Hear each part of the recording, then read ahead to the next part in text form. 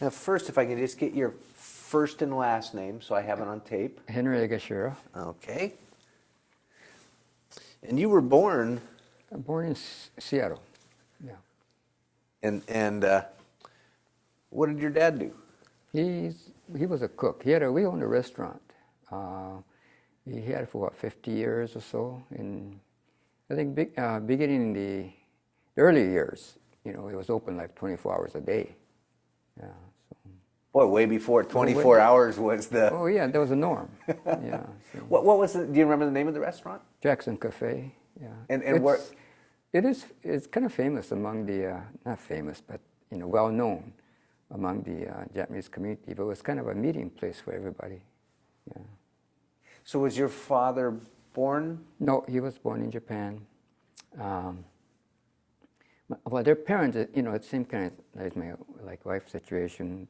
The parents, my dad's parents, came here, and he bought I think he went to Denver, and he had a hotel. Matter of fact, he had a hotel in Denver, and after that came back to Seattle, and he opened a restaurant, and that's, if I kind of remember. And my dad was still in Japan, and I think he was 16, thereabouts, when he came here. And he washed dishes. I don't know whether they're at my grandfather's restaurant or that I don't recall. But I don't think he ever really went to a cook school.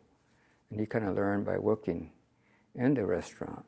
Then he opened his restaurant, took over the restaurants, I guess, basically, when he was about 20, I think. And that's how he got it started. And he retired when he was 70. Wow. That I remember.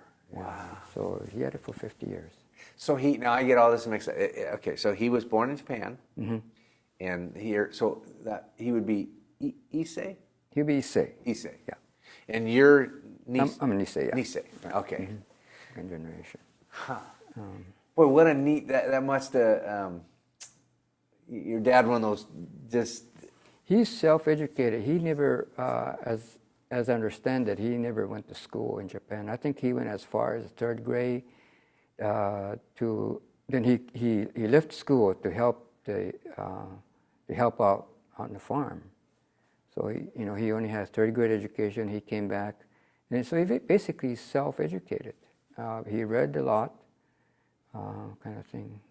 So he helped on which farm? Oh, this is in Japan. I'm sorry. Japan, he helped on. So a farming family he grew up with. Yeah. Did you ever meet your grandparents? No, my grandfather died when I was still a baby. Yeah. Then I know my grandmother. Yeah. Oh, right. Yeah. My grandmother on my, would be dad's side. Yeah. So in your household, well, because you went back to Japan, so this we'll figure out where. Well, yeah, you were only 2 when you left here. So did your father? No, I left when I was 6. Oh, when you were 6. Yeah. Was Japanese spoken your home here or English or? No, both. Both. Yeah, both. Huh. Yeah. Which I think is a neat way to grow up because you get all of that. Yeah. And, what about your mom? What was your mom like? She was really a very considerate person, really. Because I always remember, like, anytime, you come to our place or kind of thing, she always fed people. She never let them go hungry. And even, in a restaurant, she always says, my dad was kind of being a cook kind of thing. You gave him the regular portion, kind of thing. My mother was different. She always says, don't let him go hungry. Give him more kind of situation. So she always cooked more than we ever could finish, And then too, I think she was brought up on a farm also. Her parents had a farm in Arlington. So, like the farmers, they always cook more than they need. It was kind of that kind of situation, yeah. So matter of fact, my parents, they're both very generous people. Yeah. With in Arlington, was it a strawberry farm or something? No, it was a dairy farm. Ah. Yeah, dairy farm. Yeah. And matter of fact, just going back a little bit in history here. I remember maybe about 5 years ago, we went back to the farm because they were going to make some kind of a trail from his farm was to be the starting point of this trail. I think going up Snohomish, up to Skagit County, and kind of, I don't really remember the story, but it was in the Everett Herald a few years back. And that was started from their farm, and that was I think the starting point. Kind of thing. Yeah. That's interesting because there's so many German farmers up there, and everything. I worked with the Washington State Dairy Farmers Association, so we've been up there doing some interviews and things like that. Yeah. So was your mom was born in the U.S. or born? No, my mother's born. She was born in Japan. So she went as far as high school, I think. She finished high school before she came home. Came back here, I mean. Yeah. Her parents were always over here. Just the kids went back and lived with their aunt kind of situation. Not all of them, but my mother came from a family of, I think it was 11. Yeah, and she was the oldest. Yeah, as a matter of fact, she passed away last year at 96. Wow. Yeah. Huh. Now you went back to Japan to go to school, or what? No, I didn't. This was in 1940. I think it was October. I don't really remember that month. I think it was in October. I know it was winter time. Went back to take my brother and leave him there for education. And we were going to come back. My mother and I were going to come back. But we got stuck there because war started, let me see, I guess in 41, wasn't it? December 41. So yeah, so we couldn't get back. What was it for? I don't really recall now. 40 or 41 anyway. December 7th, 1941. Yeah, we couldn't, not the war, but when we went back. Oh. Yeah, and we just got stuck there. It's just interesting because all the perspectives I have so far, because the U.S., even though the European war had been going on, a lot of people view Pearl Harbor. I mean, you talk to kids today. But it was a perspective from here. Do you remember as a young child being in Japan what the perspective was? I mean, of hearing of Pearl Harbor? And I don't really recall when it started. When the war started, I don't really remember. I mean, being a kid, kids are kids kind of thing. Yeah, I don't remember even talking about it at the time when the war started. Yeah.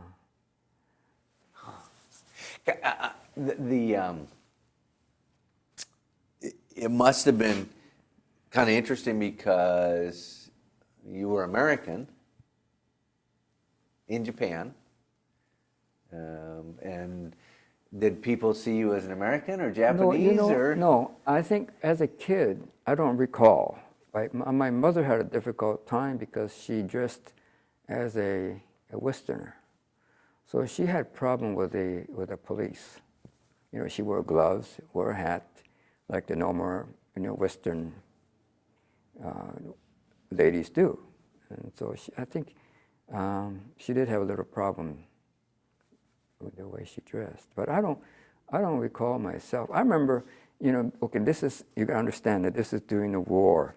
And I do remember kids calling me America Jin, which means American people, in sort of a prejudicial way. Yeah, I do remember that. Because I couldn't speak English to start with. I mean, not English, but Japanese. So, and I have to learn that language. That kind of remember that. Yeah. Which is interesting. I mean, it shows kind of some of the irony of the whole issues of war and all that. That over here, because Japanese American citizens look different, they were taking them off and putting them over at camp. Now you're in your grandparents' country, and they're not accepting you, and it's kind of yeah. I mean, I don't remember not being accepted, but I do remember that. name calling, or whatever we call it. Yeah. Yeah. Were you aware of the war going on? Yeah, later on we were, because of the Japan being militaristic at the time, and I think like a propaganda kind of thing. Being kids, this is what's driven into you during the war. About I don't remember the exact thing, but being there, you start to believe what they've been telling you, kind of thing. As an example, it'd be Americans can't see because they have blue eyes. They can't see well because of the blue eyes. That kind of thing. It's so much is driven into you start to believe in that. But like in Japan, well, as far as the school, we went to school every day.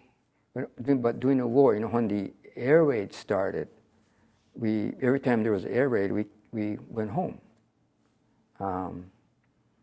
As far as education, like I went up to 6th grade, but probably the real education, maybe the third level education that we received.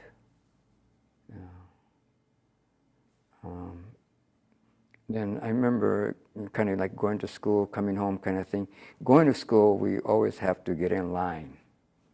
Not a marching, always according to the class, according to the grade. You get in line, single file, then you march to school that way. And the picture you had, the uniform, was that a school uniform? That is a school uniform, yeah. Which kind of had a military flavor to it. It is. It was, and especially when you get into a high school level, it was more so. And also, too, during the war, and the reason also, I guess, not the reason, but when we went to school during the war, everybody had a difficult time. The food was scarce kind of thing, and especially in the city, we had to kind of feed the people in the city or the military. So all of us in grade school, we went to school, but from there we were dispersed to the farmers to help the farmers. That went on like almost every day until the war was over. So, as far as education, was non-existent, really. See, again, that's where we get kind of geocentric, is I would assume a lot of kids going to school here or people now would say, oh, America had it tough. We had gas rationing and da-da-da-da-da-da-da. But they never say, well, what about these other countries that were, there were Japanese people fighting for the emperor. They fought for what they believed in, and our soldiers were fighting for what they believed in, and then the citizens. Yeah, I think I will always remember this too. People in the city, they starved.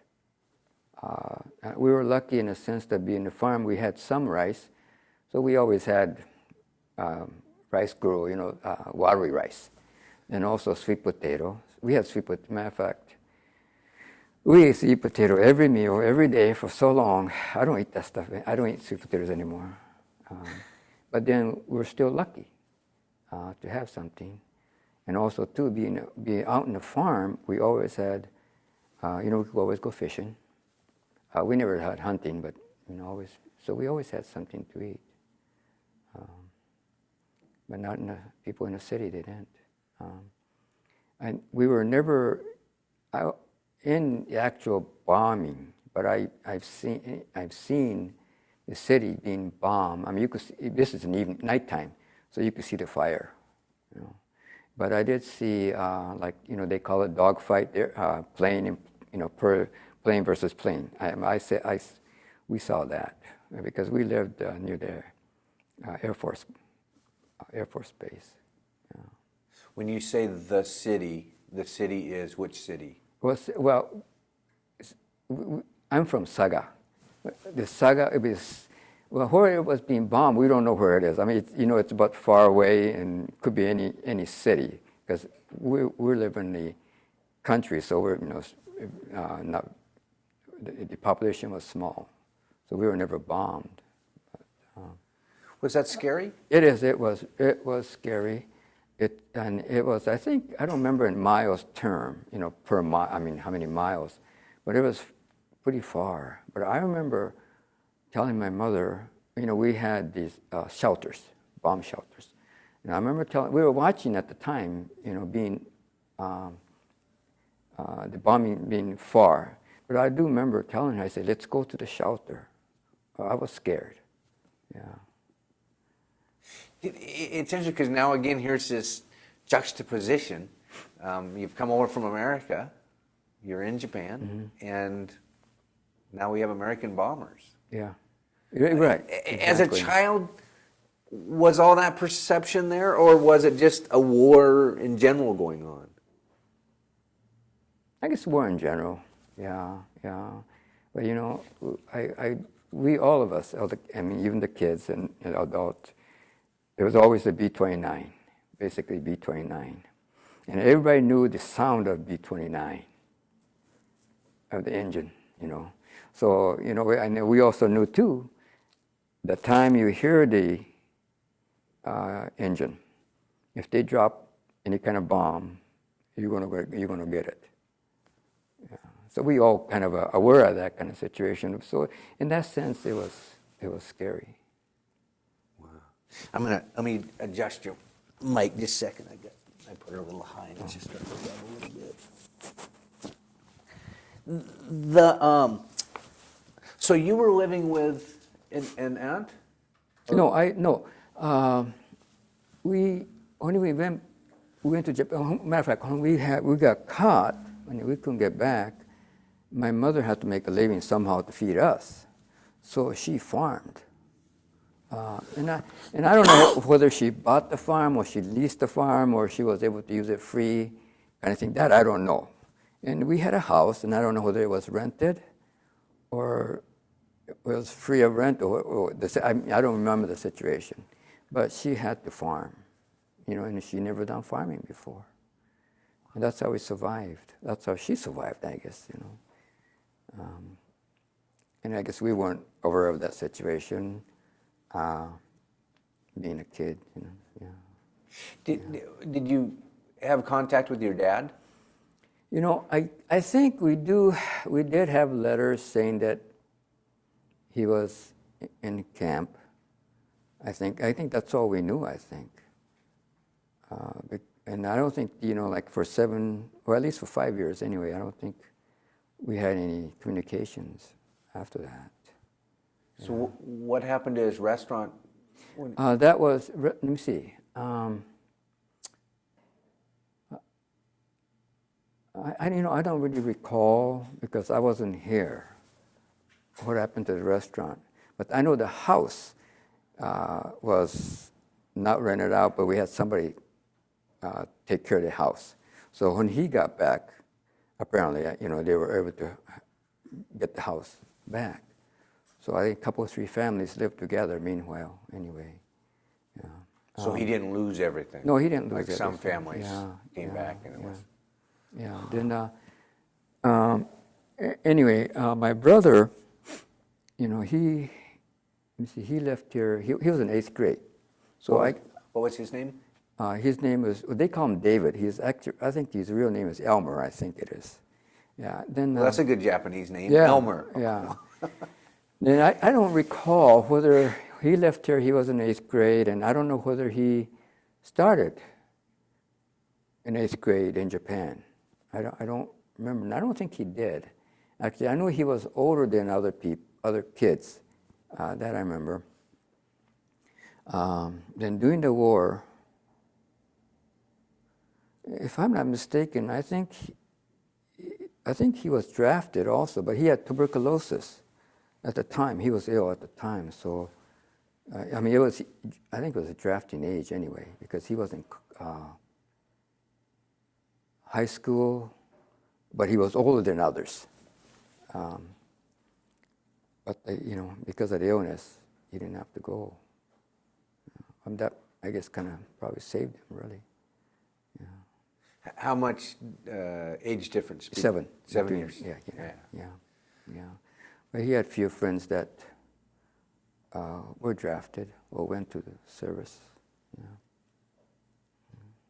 So even though he was, because he was an American citizen. He was American citizen. Oh no, we had dual citizen at the dual time. citizen. Yeah, at the time. Oh, Yeah. okay. So and they still would have drafted him. Oh yeah, yeah. He would have been conscripted. Just, Wow. and I don't really recall what. I know he went to, I think, 2 years of high school. 2 years of high school in Japan. And I guess after the war, after the American occupational troops came, they were looking for an interpreter. So he volunteered for that. Because he knew his English, because he was, 13 when he left here? So after, I guess in 45, I guess, when he started working for the CIC, U.S. occupational troops. After that, I guess, after he started working for the CIC, we had a little better. I don't know whether I'm supposed to say this or not, but he got some better food from the American forces. I remember we had bacon kind of thing. That was a treat.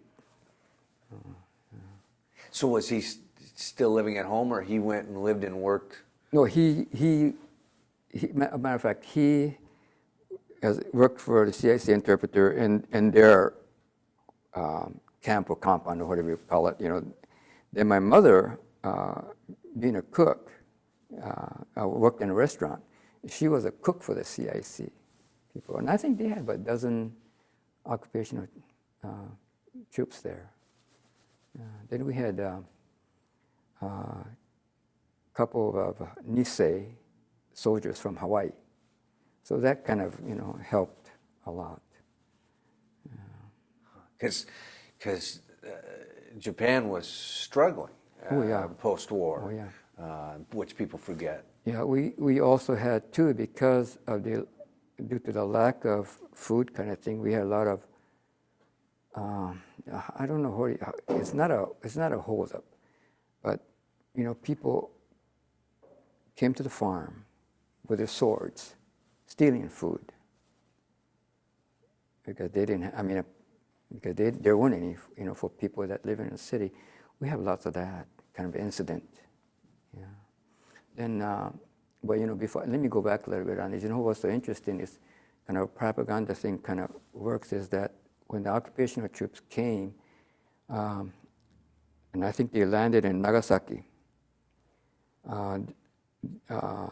what the Japanese government said was that the American troops are raping all the women, and I do remember all these young women, they were, running away up to the hills. And among that, one of my relatives came by the house, and she told my mother where she was going. And this, and the reason that she ran away is because this is what she heard, that American troops were raping the woman. And my mother told her, I said, Americans don't do that. They're not that kind of people. So then she stuck around. She stayed with us for a while, matter of fact, after that.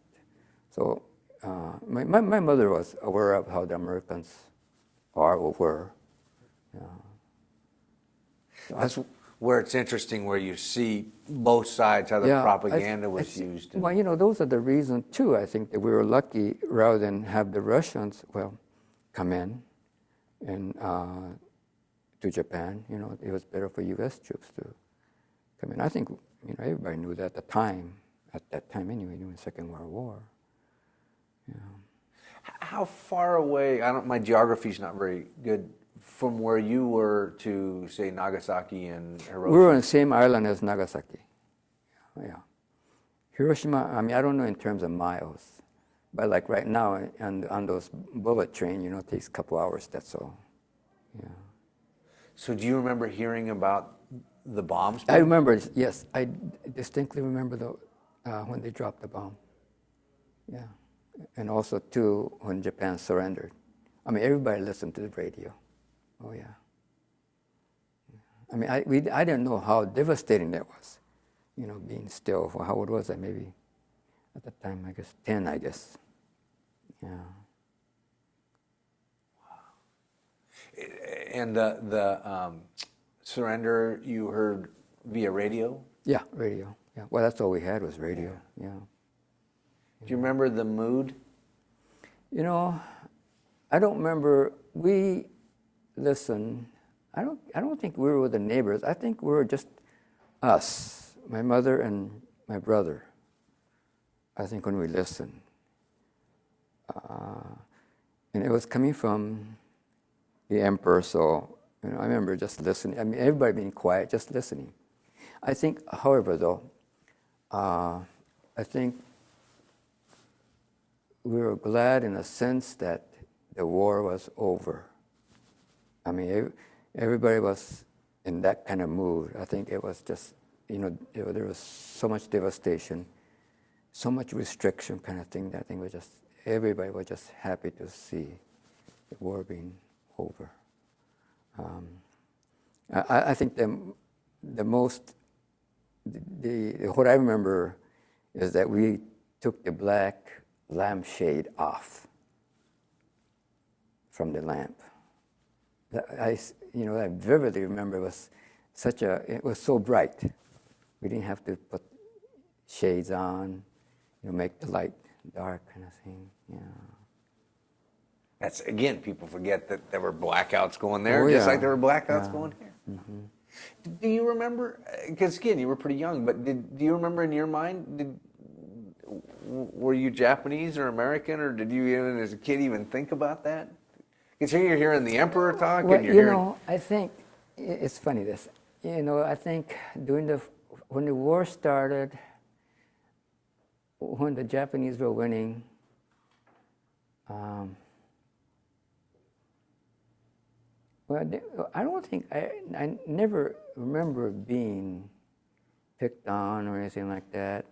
But it seemed to me after the war ended, when Americans won, it seemed like the people were treating us better, I think.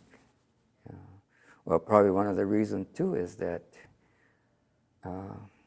we had better things to eat than other Japanese people because of the American occupational troop. My brother worked for them, my mother and brother worked for them, so we had better food, you could say.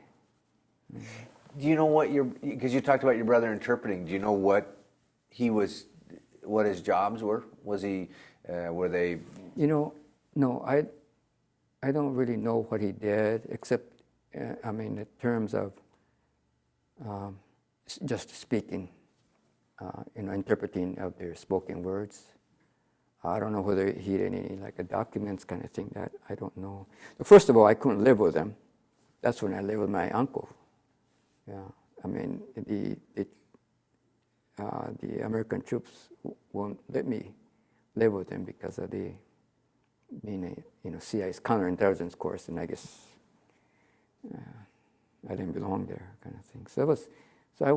I lived with my uncle for 2 years. Yeah, we were separated, but they came to visit, out to the farm. They could come see you, but you Oh, yeah, the American troops, the soldiers, they drove him out, kind of thing, to the farm. Just brought my mother and my brother to my uncle's farm, kind of thing, once in a while. And I remember going to visiting them also.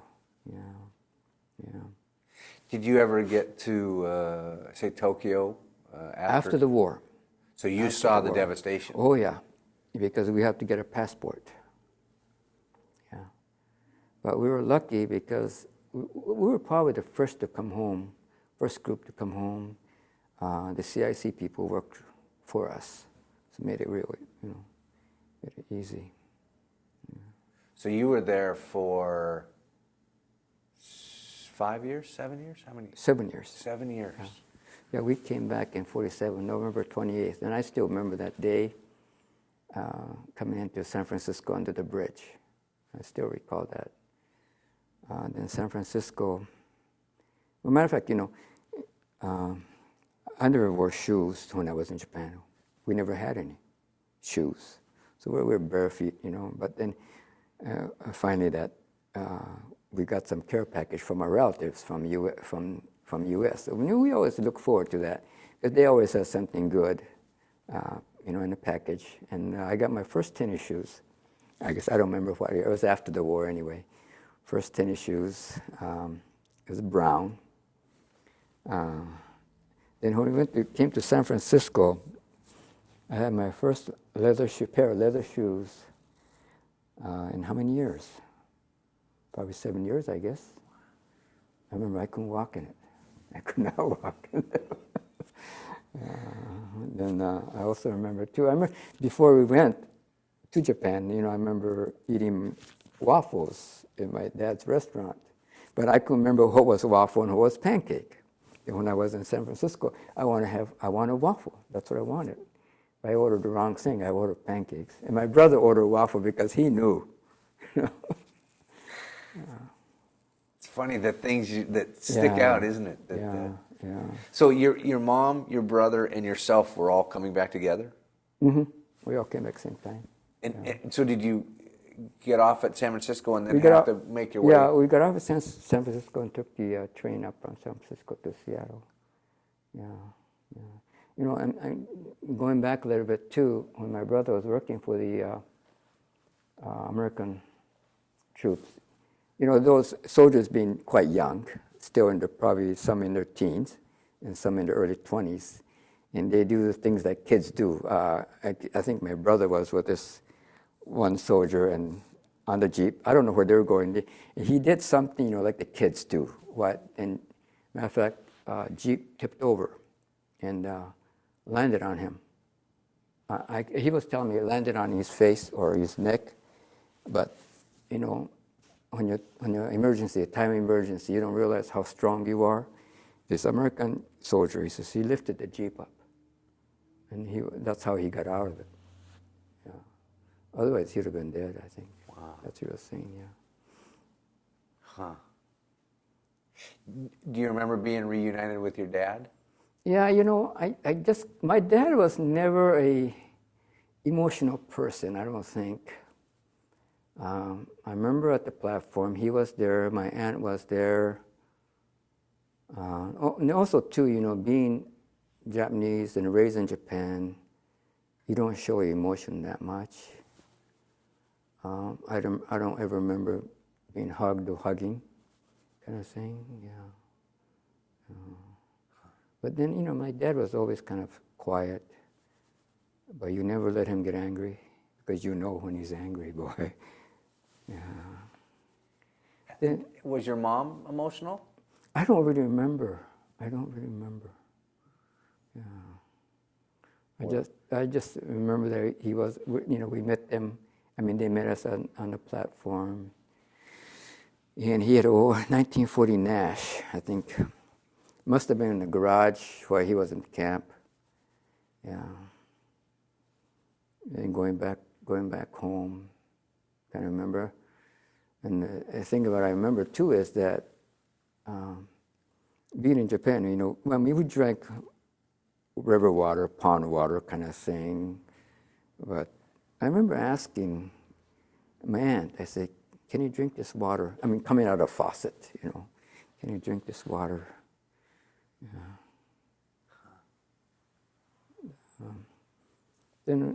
Then I guess after that, I was, 12 or 13. I think I was 13, and I started school, Beacon Hill School. We live up in Beacon Hill in Seattle. And Beacon Grade School, because of my age, and I had to learn English all over. So I think my mother or my brother, they asked them to put me in the grade, whatever it was, lower grade, but they said no. They said they can't do it. I guess maybe that was because of public school. I'm not really sure. I went there for a year. Then after that, I went to a parochial school. And matter of fact, And for parochial school, like reading, writing, and so forth, I started from the second grade. Like arithmetic kind of thing I was in the fifth grade. And that's how I went through, school. I went to parochial school all the way through. Do you still speak Japanese? I've forgotten a lot. Have you? Yeah, I can't write anymore. Yeah, I wish I knew more. Then after the college, matter of fact, I went to work for a Japanese bank. Then I learned a lot. Japanese. I was able to speak more, kind of thing. But I've been away from it so long now that I kind of forgot it again. Huh. Yeah. I never knew the standard Japanese. I knew the local dialect, which is very different from, let's say, people in Tokyo. They speak differently. Yeah. Have you ever been back to Tokyo? I've been back 3 times, but I never went back to where I was brought up, and I always wanted to do that, and I still want to do that. I don't really care to go anywhere else actually, but to go back to where I was brought up, where I lived. They always tell me, my mother and my aunt used to say, nobody's going back because you'll never recognize it. Everything's different. But I still want to go back and see at least that much. So perhaps maybe next time I go back, I want to go back. But I don't really care. Not care, but want to see, I guess, anywhere else. But I always want to see where I brought up. So I went back 3 times, seeing the city. City is, to me, like Tokyo, Osaka kind of thing, city is city. If you want to see real Japan, go out to the country. Yeah, and that's what we did last year or year before, I guess. Yeah. But you saw 2 extremes of Tokyo. Mm-hmm. Yeah, the time we went back to get my passport, only thing, everything was, there's nothing there. The only thing I remember is the train station. The train station was still there, if I recall, but not the city. The city was gone. Yeah. And also too, these shoeshine boys trying to make a living, all in their rags. I don't know whether they had their parents or not, or their anybody to live with. I do recall that, shining not the Japanese, but American troops, shine their shoes. They had the mind, they had the money, they had cigarettes. Cigarettes, a driving force of World War II. If you had cigarettes, yeah. Yeah, I had matter of fact, one of my good friend, we met him in Yokohama. And that was my first bottle of Coke after the war. Yeah. But it was a good experience. Would I do that again? If I, a similar kind of situation, I think it's good. I know I know the both sides, and I think that makes it different. A lot broader view of understanding. Yeah, what it's like, how people are different. Different in the sense the cultural difference. I know. Yeah. So. You were pretty young when they were dropped, but do you think that the dropping of the bomb was a necessity, or do you have a view on it? No, I don't. I don't have a view on it. Yeah.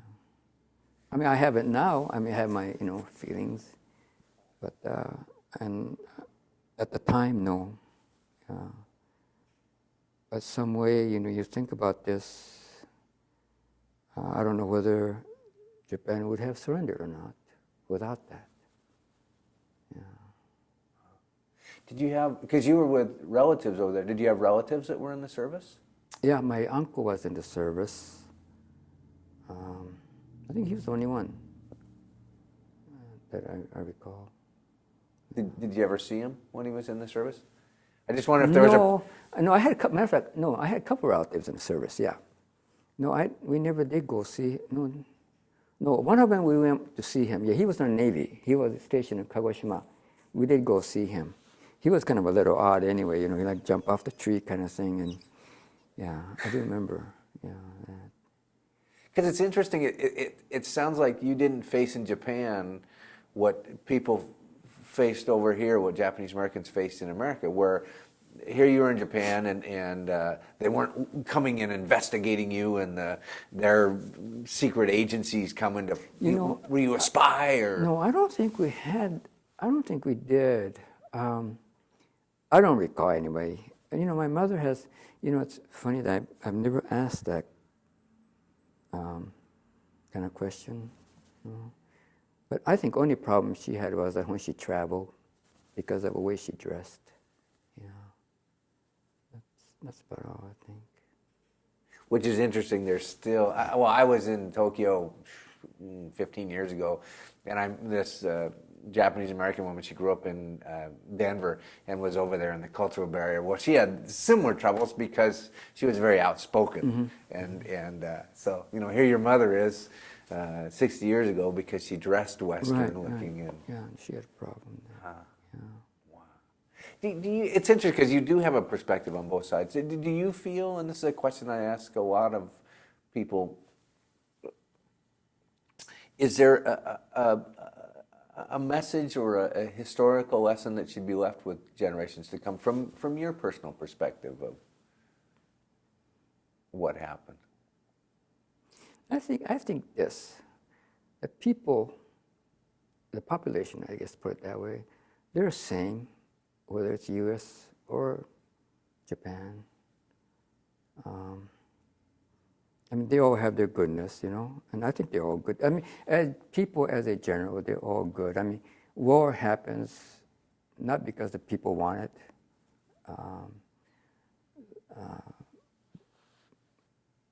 But I guess, you know, if we didn't, I don't want to pick on politicians, but probably if it weren't for them, I think we'll live together. I think. Because I think all populations or people go through hard times when there's war, you know, whether you win or lose.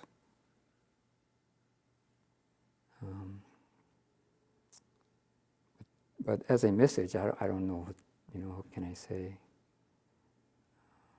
But I think we need to, all of us, us or everybody else in other countries, I think we should be able to live peacefully, really. Yeah. It's interesting, back when you talked about propaganda, I'd never heard the one of Americans don't have good vision because they have blue eyes. Oh, yeah. Which is funny because the reverse was the character of drawing the... Right. So I wonder why the vision was... There's a common thing there. Yeah, not only that, but, you know, Americans wear rings. You know, rings. Okay, Japanese didn't wear rings, male. And that's what that gives the kind of impression of being a sissy. American being a sissy, too. Huh. You know? It's you know, like, also, too, like, I remember, like, a night and day situation, because the night and day was opposite of, you know, like Japan and U.S. So I remember, like, we'd be marching, and he says, okay, now Americans are under you now. They're underneath you now. So, you know, stomp hard, and that kind of thing, you know. We believed in all that. And that's what propaganda works on kids. Yeah. You know, same thing happened in Germany. Yeah, Japan, same thing. They work on kids. Same thing here. Yeah. I mean, you know. Yeah, people. Because it within the war, there has to be some mental manipulation to, you know. Yeah. Were there cartoons, caricature of U.S. citizens? You know, I don't recall. I'm sure they did. I mean, Japan's famous for cartoons. Yeah, but I don't remember political cartoons. Because that's here you can go back and look at cartoons that would have played on like a J.P. Patches show or stuff like that, and they were very derogatory when you understood what they were. Yeah, I don't recall. Huh. Wow. That's interesting. And your mom, you said, lived to be... 96. She passed away last year. My dad lived till 96. Year before that, he passed away. Oh, wow. Yeah. And he ran his restaurant for 50 years? 50 years, yeah. And the name of it again was? Jackson Cafe, yeah. And matter of fact, his restaurant, it was on Jackson Street. That's why they call it Jackson Cafe. And after the war, Frank Kitamoto's dad opened his shop where the old restaurant was. Oh, really? Yeah, then we opened one across the street from him. What a small world. Yeah. Is the building still there where your dad's was? Yeah, they're both there. Matter of fact, the first restaurant was, his restaurant was under the Wish Hotel on Jackson Street. Oh, okay. Yeah, then across the street, the building is still there. Matter of fact, the old the restaurant he had when he retired, that restaurant is still there. It's a Japanese restaurant now. The furniture and things are still, part of it is still there. Yeah. Oh, wow. Yeah. Now, what did you end up doing? Wash dishes.